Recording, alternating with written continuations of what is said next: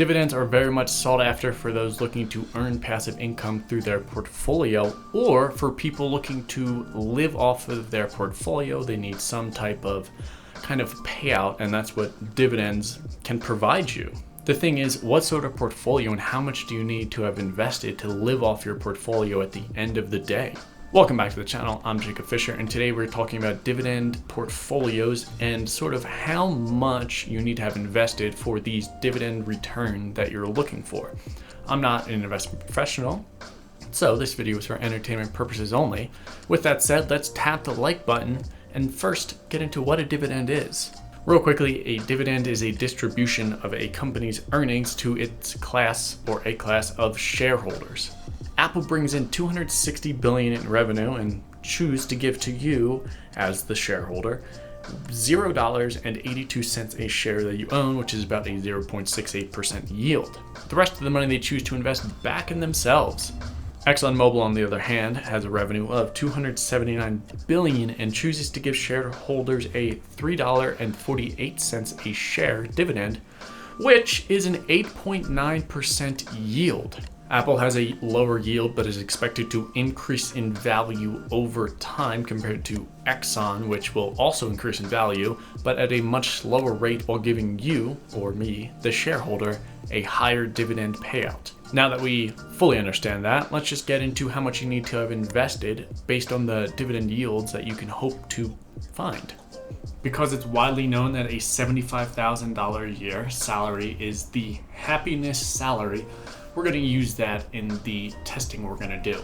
Here's the issue though, the average dividend yield across the entire market is only 2.22%, which means we would need to have about $3.4 million in a portfolio to achieve a salary of $75,000. Your overall net worth would probably increase more year over year, but then I don't have $3 million around that I can toss in an average portfolio to yield me 2.22% that I can live off of. I think a 4% dividend portfolio is very achievable with decent growth, and that's what my portfolio is currently based around because it's more focused on growth with just some dividend stocks. You can see my portfolio video by clicking that link up in the corner. I'm not going to get into my portfolio because we're talking about dividend portfolio, which is what mine isn't. But I don't need that stable dividend income right now. I'd rather grow my portfolio in the next 10 to 20 years until I do need the portfolio that I'm about to mention. A 6% dividend portfolio would be the one that I would strive for to live off of, even though that seems still on the low side because you can get some pretty high dividends out there. 6% allows you to grow just a bit and have a kind of smaller amount in your portfolio than you would typically need. A 4% dividend yield, you would need a $1.875 million portfolio to live off of for a $75,000 salary. A 6% portfolio, you would need $1.25 million. 8% is $937,500, and a 10% dividend yield portfolio is $750,000. Let's break down what each of those would look like as a portfolio, and though I guess you could just invest $950,000 in Exxon and they would pay you $75,000 a year just by having one stock in your portfolio. Let's start by looking for 10% yield stocks, and there really are not that many. Most of them are REITs. SRET is a dividend REIT ETF that pays out monthly dividends at an astonishing 12% a year. But over the last 5 years, they haven't really increased in value at all. Of course, back in February, March, they had a dip with everybody else. They did lose 50% of their value, which is kind of big. But if you had $750,000 invested with them, you would be making about $75,000 a year just by them paying out dividends to you. The only issue is that portfolio would have been halved in value when Corona hit because, they dropped quite heavily. So let's move on to that 6% range. Right off the bat though, we want to have a diversified portfolio, which I think is the safest, and Investopedia has 11 sectors according to, whatever they think the 11 sectors are. This is where you can go the ETF route and choose a bunch of ETFs, or you can pick individual stocks, or my favorite, you can pick all the ETFs and then take the stocks out of them so you don't need to pay that expense ratio. We're going to be focusing on ETFs now because I think the best portfolio that you could create has probably around 100 or so stocks, and I know people don't want to sit around for that long of a video. Starting off with XLE, an energy sector ETF that holds, well, energy stocks like Exxon and Chevron. They have a 6.3% yield. VNQI, a REIT yielding around 8%. Sorry that E-Trade is showing a 0% yield. They do have an 8% yield. They have not suspended their dividend, and they actually seem to be a decent ETF that provides 8% a year. SPYD, which I think I've mentioned before, offers a nice S&P 500 range with a great 5.3% dividend. They take 80 of the highest dividend stocks in the S&P 500 to make up their dividend ETF. JNK and USHY are both high-yield bond ETFs, which are great to add to our portfolio, and they both yield around 5% dividend per year. I don't think they're any good ETFs for communications, so let's just add T or AT&T to the portfolio, which is yielding around 7%. Healthcare is the same story, but we do have GSK, GlaxoSmithKline, which yields around 5%. Banking, again, not a great ETF. They're all sitting around the 1% range, but JPM with a 3.48% yield, pretty good. Citigroup also comes in. I think they have a bit higher of a yield. I know those dividends are not even close to the 6% range, but because we have high dividends in the portfolio with some low ones, we can expect to achieve some growth while still being able to get an overall 6% yield on the portfolio. That's what the 6% allows us to do. It's a bit lower so that we can grow the portfolio and not have to worry about it not changing in value at all. Deep, I know, a weird name. It's DEEP, literally deep.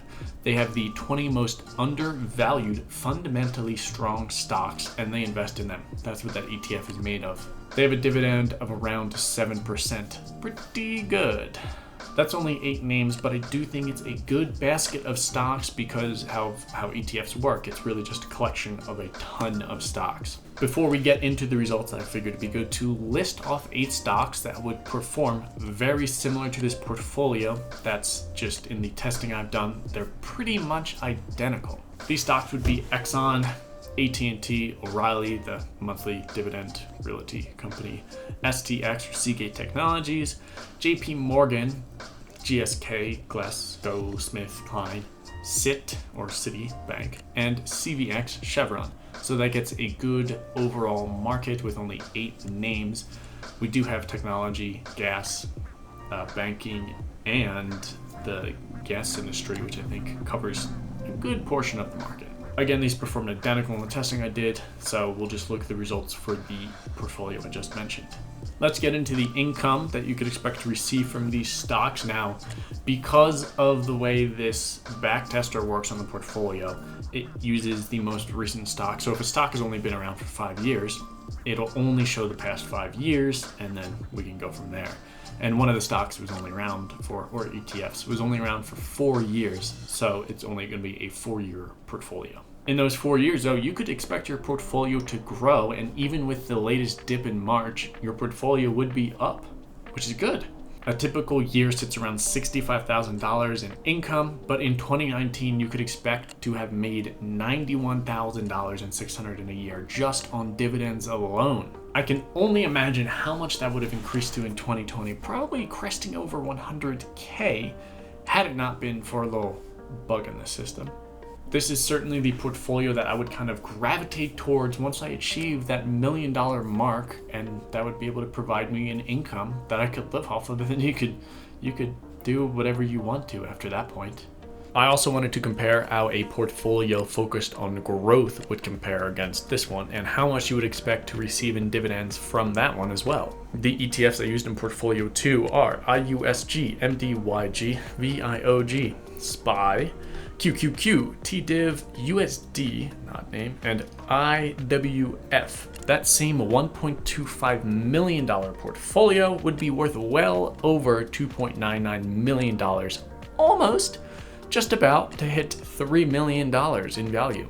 And that's just in 4 years. Now, these companies are focused heavily in technology, which wasn't the best thing when I was planning this, but they have seen the most growth, and technology, at least recently, has been, growing pretty quickly.